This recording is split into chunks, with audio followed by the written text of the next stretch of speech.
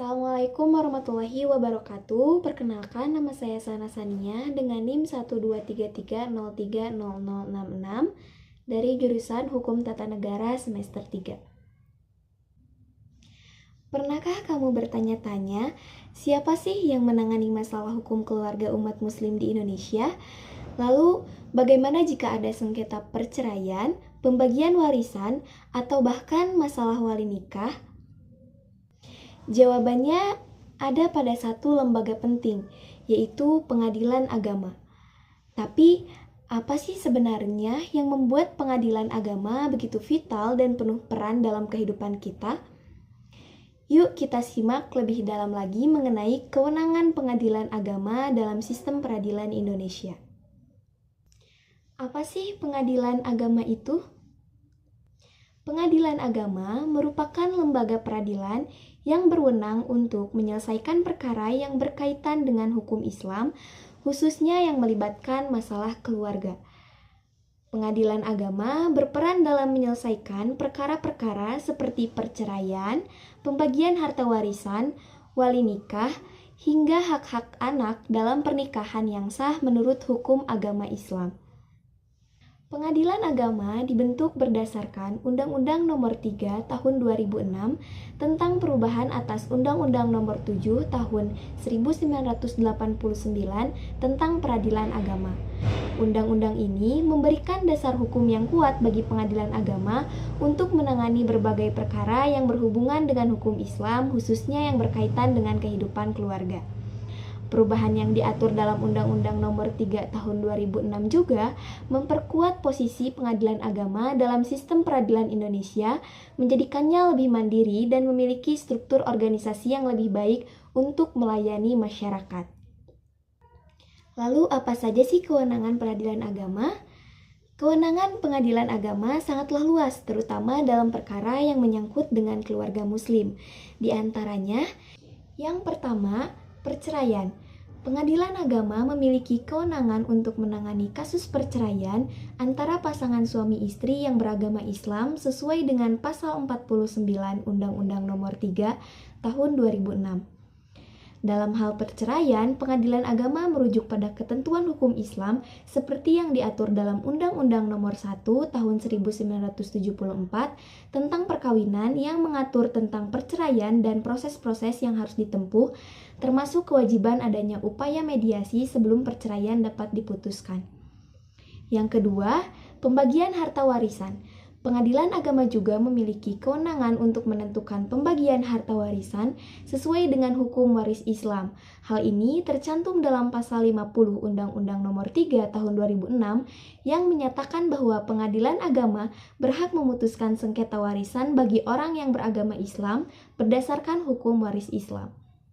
Yang ketiga, gugatan nafkah. Pengadilan agama dapat memutuskan kewajiban nafkah bagi istri atau anak jika mereka membutuhkan nafkah setelah perceraian. Hal ini diatur dalam pasal 51 Undang-Undang Nomor 3 Tahun 2006 yang mengatur kewajiban nafkah dalam hubungan keluarga menurut hukum Islam, termasuk hak istri dan anak untuk memperoleh nafkah setelah perceraian. Yang keempat, wali nikah. Pengadilan agama berperan dalam menetapkan wali nikah bagi seorang perempuan yang akan menikah sesuai dengan pasal 13 ayat 1 Undang-Undang Nomor 1 Tahun 1974 tentang perkawinan. Pasal ini mengatur bahwa dalam hal seorang perempuan belum memiliki wali dari pihak keluarga, pengadilan agama berperan sebagai wali nikah, terutama dalam kondisi di mana tidak ada wali nasab atau walinya tidak ada atau terhalang. Selain itu, pengadilan agama juga menangani masalah lain yang terkait dengan hukum Islam, seperti pengesahan pernikahan, pengesahan wasiat, pengesahan rujuk bagi pasangan yang telah bercerai, dan semua diatur oleh berbagai peraturan hukum Islam yang berlaku di Indonesia. Lalu, bagaimana sih proses persidangan di pengadilan agama? Proses persidangan di pengadilan agama pada dasarnya mirip dengan persidangan di pengadilan lainnya. Diawali dengan pendaftaran perkara oleh pihak yang berkepentingan, dilanjut dengan pemeriksaan perkara oleh hakim, dan diakhiri dengan keputusan yang diambil oleh majelis hakim. Pengadilan agama juga mengedepankan mediasi untuk mencari penyelesaian secara damai, terutama dalam perkara perceraian, seperti yang diatur dalam Pasal 3 Undang-Undang Nomor 1 Tahun 1974 tentang perkawinan, yang mewajibkan adanya upaya mediasi sebelum perceraian diputuskan. Namun, jika mediasi tidak berhasil, perkara akan diteruskan ke persidangan dan keputusan akhir akan ditentukan berdasarkan hukum Islam dan peraturan yang berlaku dengan merujuk pada Undang-Undang Peradilan Agama dan Undang-Undang Perkawinan.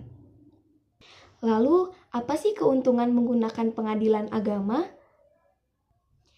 Salah satu keuntungan utama menggunakan pengadilan agama adalah kemudahan akses bagi masyarakat Muslim yang ingin menyelesaikan sengketa hukum keluarga. Selain itu, biaya yang lebih terjangkau dan proses yang relatif cepat menjadikan pengadilan agama sebagai pilihan bagi mereka yang membutuhkan solusi dalam waktu yang sangat singkat.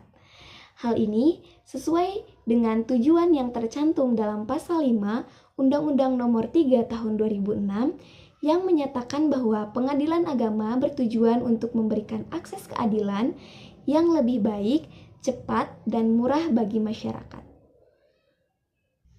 Jadi, itulah sekilas mengenai kewenangan pengadilan agama dalam sistem peradilan Indonesia, dimulai dari perceraian hingga pembagian harta warisan.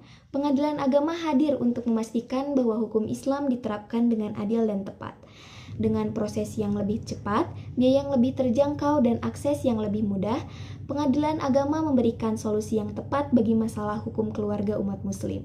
Dengan semua kewenangan yang dimiliki pengadilan agama bukan hanya sekedar lembaga peradilan, tetapi juga tempat mencari keadilan dan penyelesaian yang lebih manusiawi dan penuh pengertian. Sekian, terima kasih sudah menyaksikan, semoga bermanfaat.